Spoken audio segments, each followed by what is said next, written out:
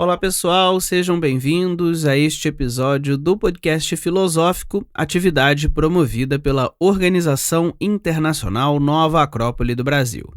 E no episódio de hoje, para conversarmos sobre a construção dessa linguagem, uma linguagem muito humana, que é a linguagem da imaginação, ou a linguagem como essa busca para construir a imaginação, convidamos o professor Cristiano Borne, da cidade de Porto Alegre, no Rio Grande do Sul. Olá, Cristiano, mais uma vez seja bem-vindo. Olá, Pedro, olá a todos que me escutam. É uma grande alegria estar aqui. Temos aí um bom momento de diálogo filosófico. Cristiano, falar sobre linguagem usando uma linguagem que é a linguagem do meio digital, a linguagem do podcast, é um desafio, né? A gente falar sobre a linguagem usando a linguagem. Mas como é que então a gente pode refletir sobre esse tema da linguagem que usamos o tempo todo? Temos muitas formas, tipos de linguagem. Como filosoficamente então podemos começar esse tema, refletir sobre esse tema que é fundamental para a existência humana, para a convivência humana? Bom, Pedro, o filósofo ele vê a linguagem como uma tentativa de descrever a realidade, de descrever os elementos que estão dentro dele e fora dele. E é sempre interessante o filósofo, então, ter uma noção, ao menos básica, de que a palavra, como signo, como símbolo, ela aponta para um significado, que é outro punhado de símbolos utilizados para descrevê-la, mas que esse significado aponta para um referente, ou seja, um alvo na realidade.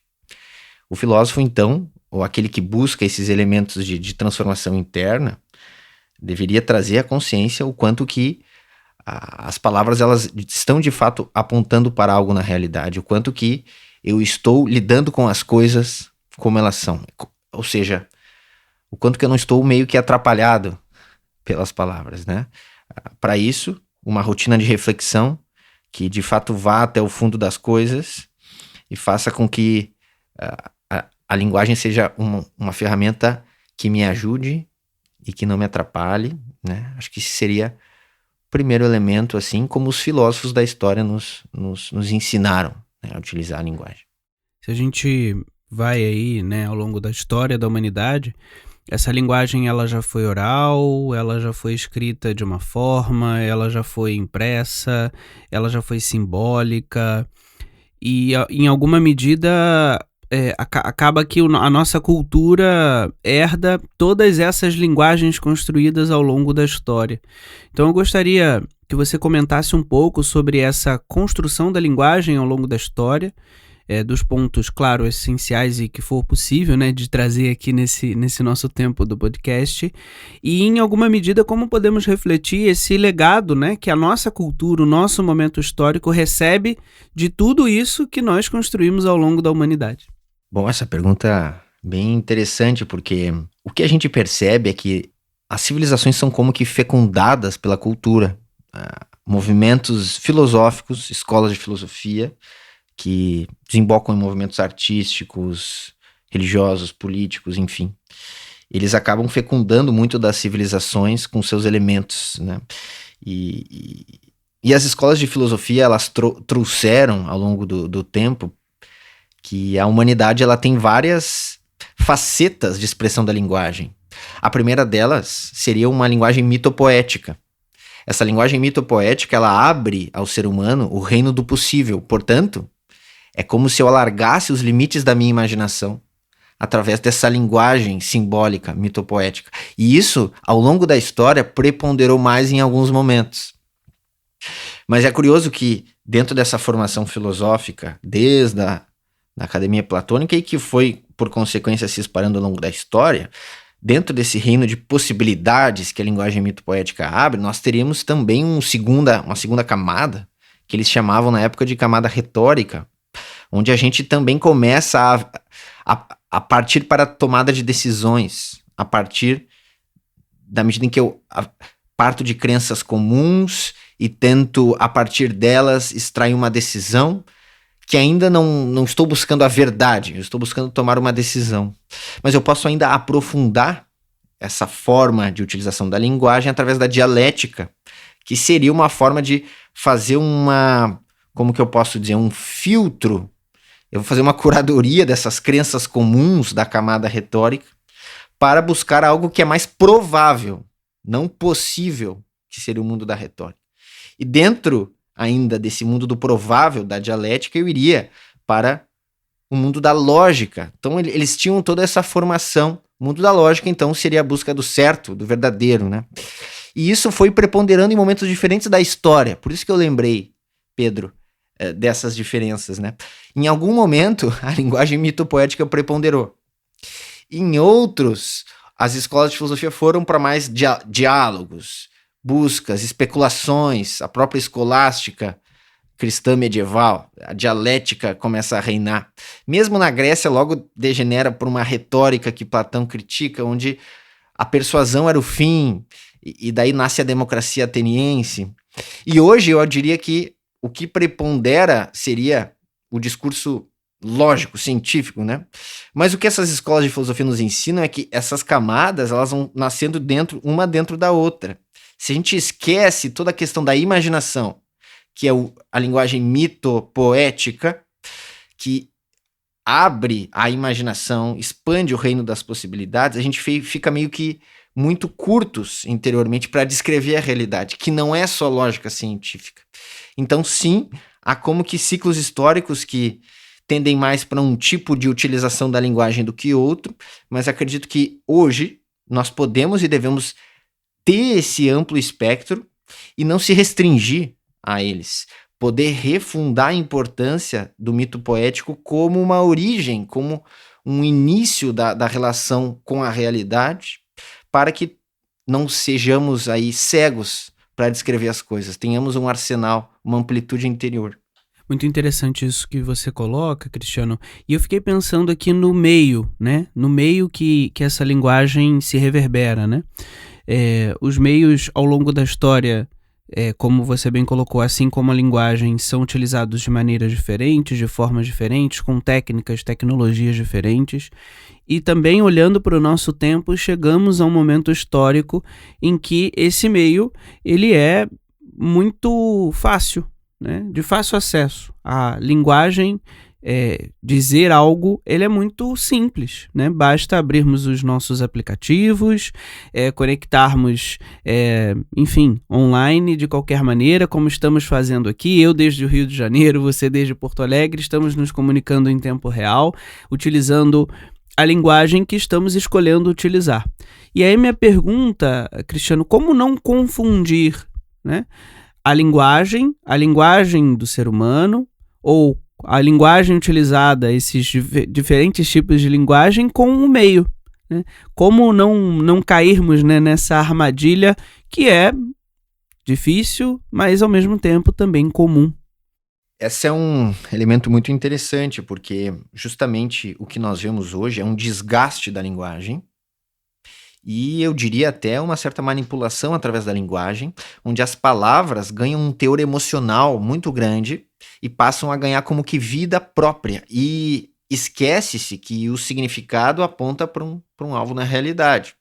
Então, quando algumas palavras vão ganhando como que uma força emocional, eu diria que todos nós podemos parar um pouco e refletir sobre o que eu, enquanto ser humano, entendo dessa palavra, e que talvez possam haver algumas correntes de opinião que utilizam esse teor emocional por interesses particulares, egoístas, e que eu, enquanto um ser humano que está buscando crescimento interior, está buscando de fato se conectar com as coisas luminosas da vida, poderia incluir um pouco mais de doses de reflexão na minha vida e assim poder acessar um pouco mais a utilização da palavra como uma ponte entre almas, né?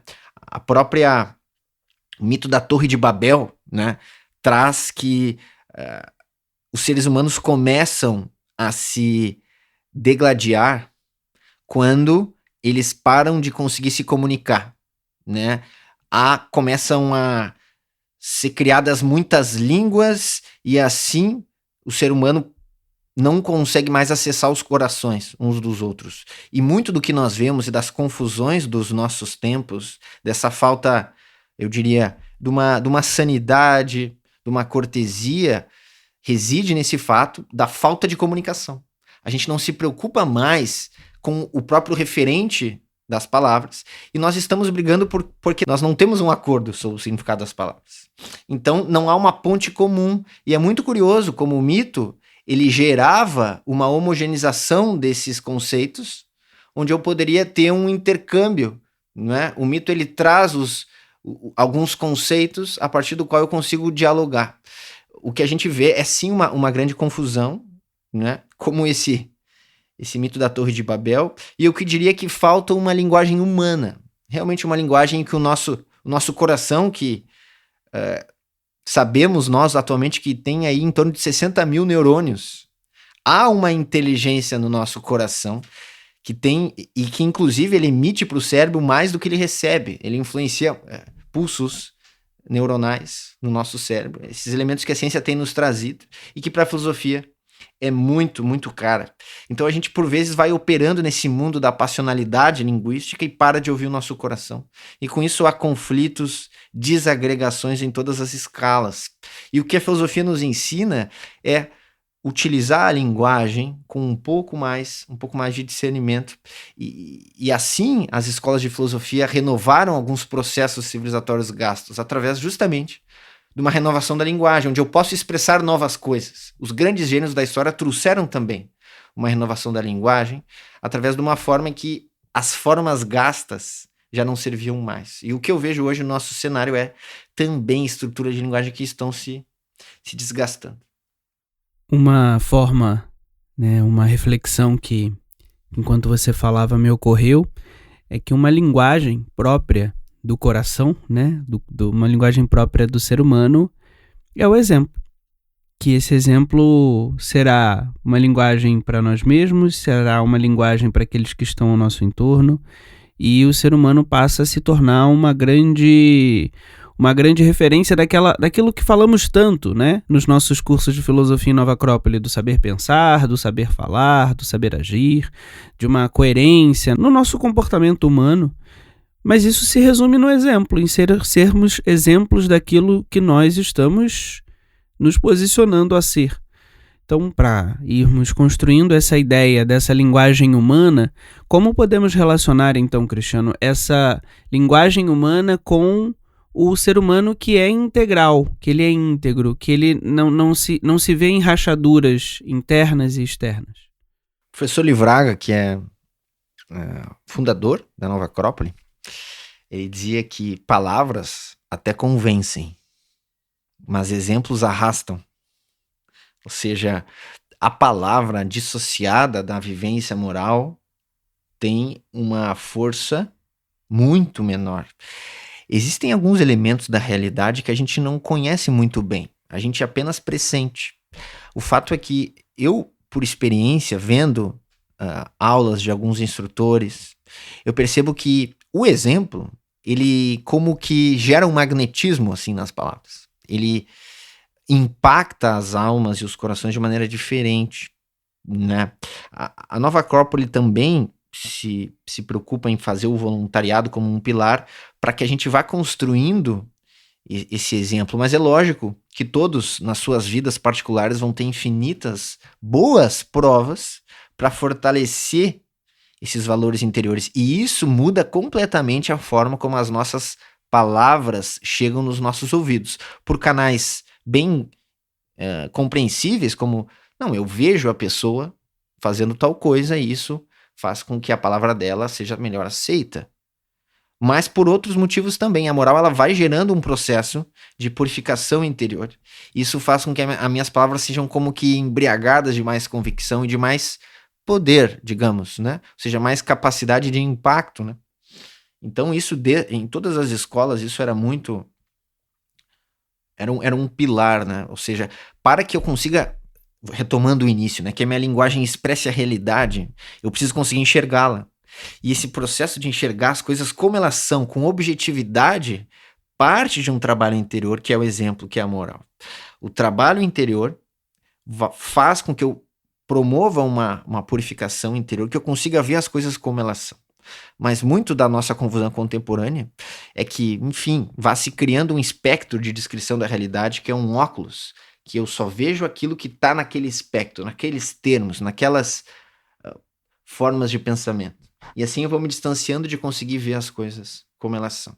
Então a filosofia, ela busca, nesse assunto da linguagem, da imaginação, um retorno à simplicidade da vida e que eu possa voltar a operar de maneira reflexiva comigo mesmo e assim interagir com a realidade sem tantas distorções e tantas violências. A linguagem tem sido utilizada hoje também de uma maneira um pouco violenta, agressiva, e a filosofia faz um convite: vamos parar, vamos refletir e retornar, né? A própria palavra oratória vem de oração, que é falar de maneira ritual, e assim era trabalhada a oratória nas escolas, ou seja, falar de maneira ritual, falar a partir do meu ser interior, falar como uma busca de conexão com o mistério da vida, que eu possa ser um canal e assim promover mudanças positivas, né? Porque toda a palavra gera impacto, toda a linguagem gera impacto na realidade, nas pessoas que me escutam, e que a gente possa, então,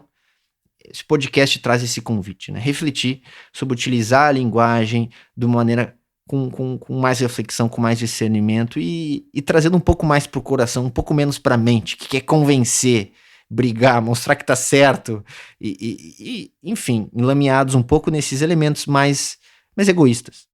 Como nos ensina os antigos tibetanos, que o ser humano possa entrar para dentro dele mesmo, encontrar um ponto de concentro, né? de uma concentração, e de fato refletir sobre e aí fazendo uma relação com o budismo, com as retas palavras, né?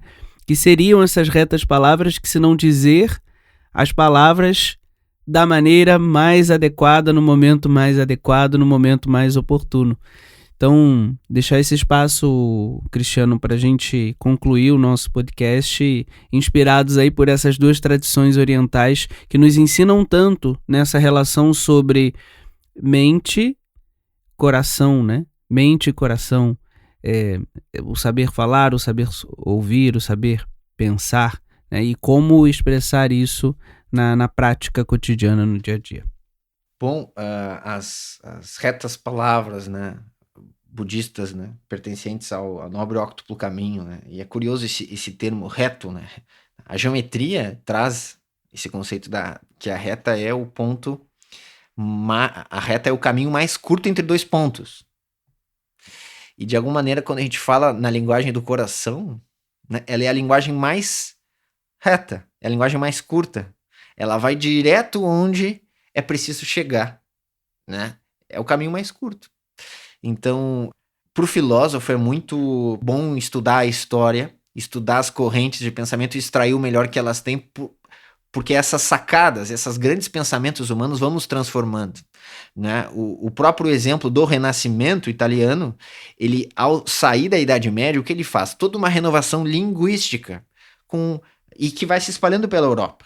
Com Dante que cria uma linguagem, que é o italiano, de um toscano vulgar, onde cada um falava o seu dialeto, e há toda uma formação de uma nova estrutura de pensamento. Shakespeare no inglês, Camões, no português Cervantes, no espanhol, há toda uma renovação a partir de uma nova estrutura linguística que leva a um apogeu artístico.